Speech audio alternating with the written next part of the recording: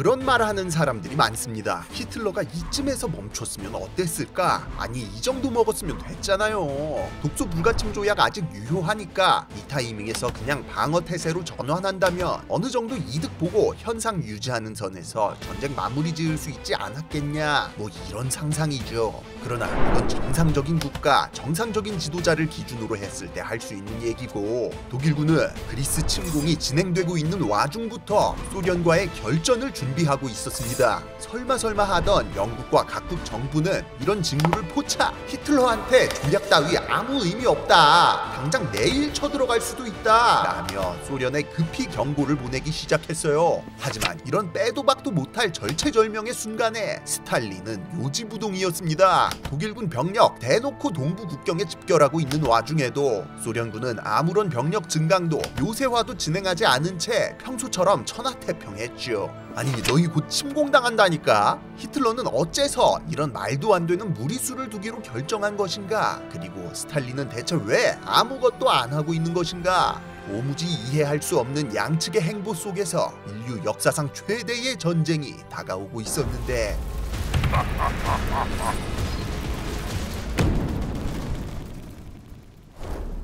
멈춰야 될 타이밍이었다? 아니죠. 히틀러의 생각은 달랐습니다. 독일에게는 지금이 오히려 마지막 기회였어요. 지금 상황에서 멈췄다가는 진짜로 다 무너질 수도 있었거든요.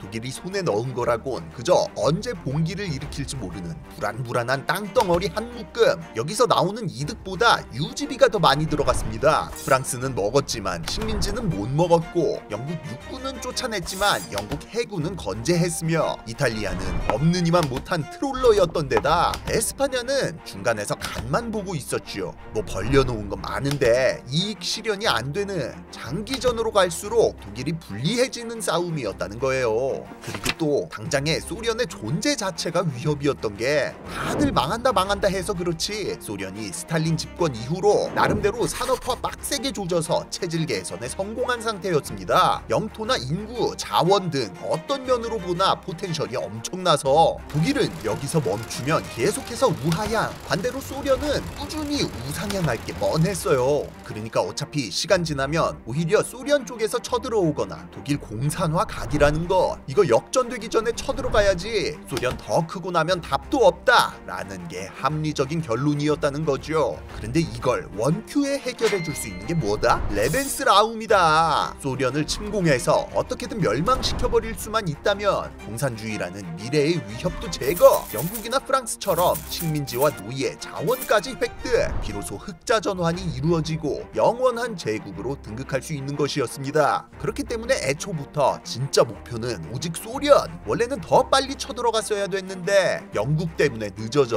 무솔리니 때문에 늦어져 그냥 실행을 못하고 있었을 뿐이에요. 그렇기 때문에 히틀러가 생각했을 때 지금이 그 마지막 기회였다는 겁니다. 영국이 정신 못 차리고 있을 때, 미국이 참전 안 하고 있을 때 조금만 더 힘내서 선수 치자 이거였어요. 늦었다고 생각했을 때가 가장 빠를 때다. 타이밍이 좀 삐끗하긴 했지만 지금이라도 당장 쳐들어가야 승산이 있다고 판단한 거죠. 최대한 빨리 쳐들어가고 싶은 건 알겠어. 근데 타이밍은 어쩔 건데? 일단 프랑스 침공 이후로 지금까지 쉰 적이 없죠. 독일군도 피해가 없었던 게 아닌데 재정비할 시간을 못 가졌습니다. 노르웨이에서 녹아버린 해군, 이건 뭐 상대가 소련이니까 필요 없다 친다 해도 영국에다 꼬라박은 공군 전력은 소련에서도 필요한데 이거 복구 안 됐잖아요.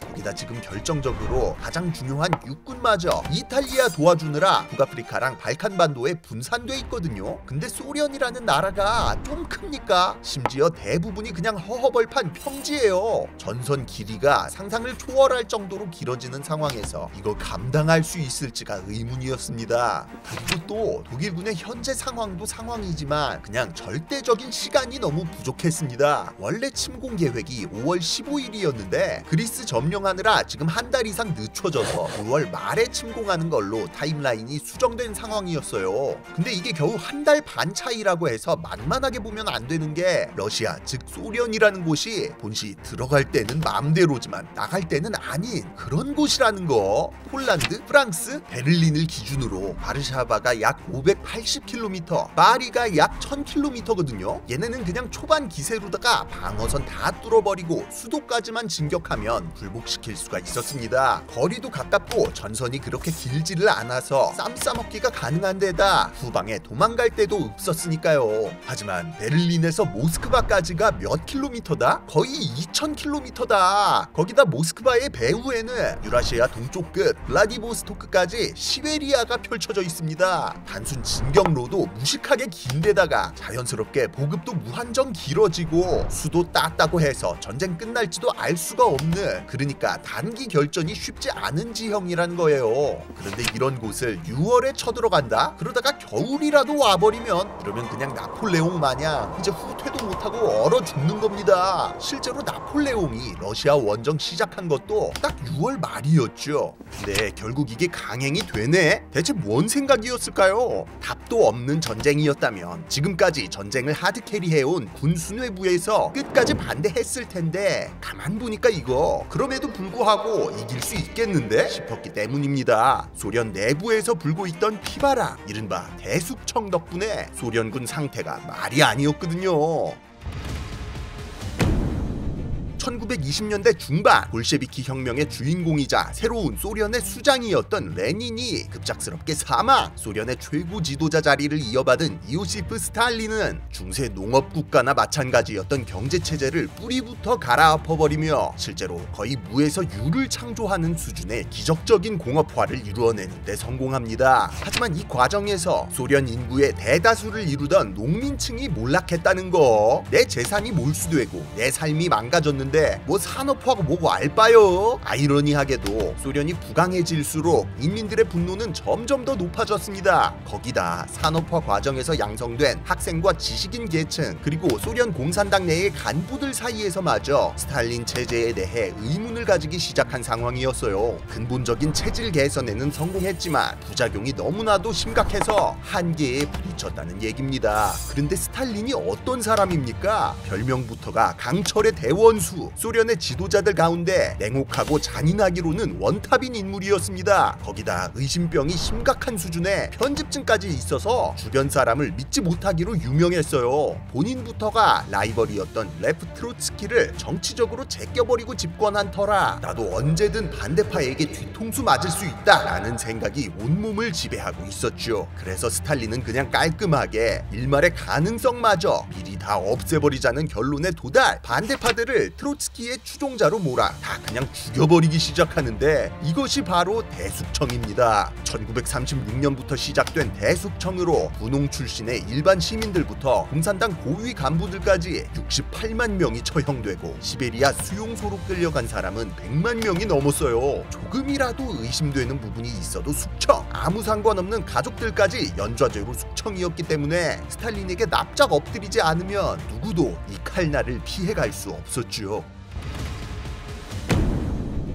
문제는 이런 대숙청의 피바람이 소련의 붉은 군대라고 해서 예외가 아니었다는 거. 혹한의 러시아 환경에서 자란 피지컬 좋은 병사들도 많고 성공적인 공업화로 병사들이 들고 싸울 수 있는 개인 장비들이나 기갑 전력도 빵빵했지만 지휘관들이 대숙청으로 싹 갈려나가면서 이걸 제대로 활용할 수가 없는 상태였습니다. 그러니까 독일이랑은 정확히 반대의 상황. 숙청된 사람들의 자리를 메꾸기 위해 유례없는 대량 진급이 이루어지면서 경험 없는 어중이 떠중이 초급 장교들이 중추를 맞게 된 상태였죠. 나치 독일이 신화를 쓰게 된 가장 큰 원동력이 뭡니까? 바로 베르사유 조약 이후 칼 갈면서 육성했던 초엘리트 장교들이잖아요. 그런데 소련은 있는 장교들도 다 날려버리고 사실상 지휘 체계를 리셋한 거나 다름없었다는 얘기예요. 실제로 직전의 여러 전쟁에서 이런 오합지졸의 지휘 체계는 이미 뽀록난 상태였습니다. 대숙청이 대충 마무리된 1939년 소련과 독일이 힘 합쳐서 폴란드 쌈 싸먹었잖아요. 근데 독일 장교들이 소련군 하는 꼬라지 보고 있자니 물량만 압도적이지 막상 진짜 못 싸워. 거기다 이 다음 바로 침공했던 핀란드에서는 그 조그만 나라 하나 제압 못해서 결국 땅 조금 뜯어먹고 그냥 물러나네. 등치값 못하더라 이거예요. 여기다 스탈린이 저지른 또 다른 실책이 하나 더 있었습니다. 공업화 빡세게 조진 건 좋았는데 단기적으로 끌어올리느라 분산 투자를 못한 거야. 덕분에 소련의 핵심 공업시설 대부분이 모스크바 기준 서쪽 유럽 러시아 부분에 몰려 있었습니다. 이러면 독일 입장에선 그냥 진격하는 길에 공업 기반까지 파괴할 수 있으니 일석이조였죠. 심지어 방어선도 원래는 스탈린선이라는 크고 아름다운 방어선이 있는 상태였는데 이걸 폴란드 먹고 나서 새로 구축한다고 기존 거 허물고 더 앞에다가 다시 만들고 있었거든요. 근데 이게 아직 미완성 상태였습니다. 그냥 톡 건드리면 와르르 무너질 각이었다는 거죠. 아, 이거 완전 킬각이지. 이거 못 참지. 소련 얘네 그냥 등치만 크고 물주먹이다. 스케일은 좀 빡세지만 파이팅하면 3달 컷으로 싹 밀고 날씨 추워질 때쯤엔 모스크바에서 난로 쬐면서 크리스마스 보내는 것도 쌉 가능해 보였습니다. 이런 이유로 6월 말로 변경된 소련 침공 계획은 중단 없이 진행되어 그리스 침공 직후 독일군 병력이 곧바로 소련 국경에 집결하기 시작했던 거예요. 그럼 소련은 독일이 침공할 거란 걸 몰랐냐? 모르기도 힘들죠. 대규모 군대가 국경 앞에서 집결하고 훈련하고 난리 피우는데 이걸 어떻게 몰라? 이미 3달 전인 3월에 미국이 소련 대사를 통해서 독일이 소련을 침공할 의사가 있음을 알렸고 4월에는 처칠이 독일 기갑부대가 폴란드 남부에 배치되기 시작했다는 것을 알려줬던 데다 각국에서 활동하던 스파이들은 독일의 정확한 침공 날짜까지 입수해 전달하고 있는 상황이었습니다. 그런데 사람 고집이 무서운 게 스탈린이 이걸 무시했습니다. 행복회로 오버클럭 돌려가지고 설마 아닐 거라고, 히틀러가 미치지 않은 이상 소련까지 치진 않을 거라고 굳게 믿고 있었어요. 우리도 내실 다지느라 바쁜데 쟤네도 슬슬 내정에 신경 쓰겠지 라는 일종의 확증 편향이 작용한 거죠. 거기다 이제 개벌은 남 못 준다고 의심병이 도져서 간단한 걸 한 번 더 꼬아서 생각합니다. 스탈린이 볼 때는 독소 불가침 조약 맺고 폴란드까지 깔끔하게 잘 나눠 먹으면서 둘이 잘 지내고 있는데 영국이 자기네들 궁지에 몰리니까 자꾸 독일이 통수 칠 거라면서 이간질하는 거 같은 거야. 일부러 양면 전선 만들어서 우리를 고기 방패로 쓰려는 거 아니냐고 뒤틀린 생각을 했다는 거예요. 아니 이러면 그냥 무적의 논리죠. 쳐들어온다고 해도 안 쳐들어오는 거고 안 쳐들어온다고 해도 안 쳐들어오는 겁니다. 또 마침 대숙청이 지나가고 난 직후라 스탈린 말이면 무조건 맞다고 하는 사람들만 남았죠. 아무리 많은 정보, 아무리 믿을 만한 정보를 들고 와도 스탈린이 아니라 하면 아닌 거였어요. 외려 스탈린은 독일을 최대한 자극하지 않기 위해 독소 불가침 조약을 끝까지 철저하게 이행, 침공 직전까지도 독일에다가 석유를 비롯한 전쟁 물자를 보내주고 국경에 배치되어 있던 군대를 일부러 물리기까지 했죠. 히틀러 입장에서는 너무 고마운 상황이었습니다. 장교들 다 나가리 시켜서 지휘 체계도 무력화시켜줘. 침공한다고 티 팍팍 내도 못 알아봐줘. 각 잡고 준비 마무리한 다음 이제 자기들이 가장 잘하는 전광석화 같은 기동전만 보여주면 됐어요. 그렇게 1941년 6월 22일 총병력 305만에 달하는 대군이 소련 국경을 넘으며 바르바로사 작전이라 명명된 인류 역사상 최대의 군사작전이 개시됩니다. 주요 골자는 프랑스에서 이미 선보였던 것처럼 3개의 집단군을 활용한 화려한 기동전. 다만 스케일 자체가 달랐기 때문에 더 대담해져서 주력 부대와 보조 부대가 나뉘지 않고 각각의 집단군에게 독립된 목표가 할당됐어요. 탑 라인은 레닌의 이름을 딴 도시 공산주의의 상징 레닌그라드를 향해서, 미드 라인은 러시아의 심장이자 소련의 수도 모스크바를 향해서, 그리고 바텀 라인은 소련 공업과 농업의 중심지 키예프를 향해 출발하여 소련의 정치, 산업, 농업을 일거에 무너뜨릴 계획이었죠. 독일군의 계산으로 여기까지 달성하는 데 필요한 시간은 단 9주, 길어야 4-5달 이내였습니다. 지금까지의 독일군, 지금까지의 기동전 전적으로 보면 어쩌면 가능할 수도 있어 보였어요.